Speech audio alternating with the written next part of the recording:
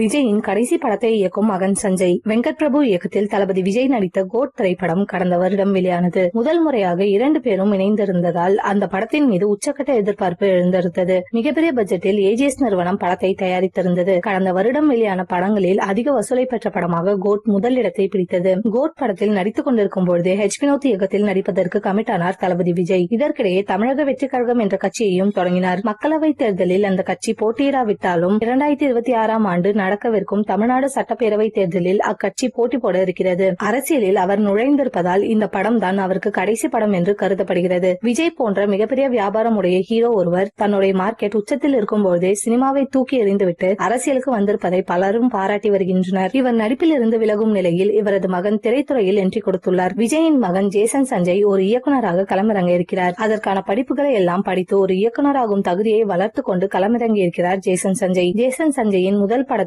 சந்தீப் கிஷன் ஹீரோவாக நடிப்பதாகவும் தமன் இசையமைப்பதாகவும் அதிகாரப்பூர்வமாக அறிவிப்பு வெளியானது. இந்த படத்தில் விஜய் கெஸ்ட் ரோலில் நடிக்க வாய்ப்பிருக்கிறதாம். இந்த படத்தில் நடிக்கவில்லை என்றால் சஞ்சயின் அடுத்த படத்தில் நடிக்க உள்ளதாகவும் கூறப்படுகிறது. இதனால் விஜயை கடைசியாக இயக்கும் வாய்ப்பு மகன் சஞ்சய்க்கு கிடைத்துள்ளதாக கூறப்படுகிறது.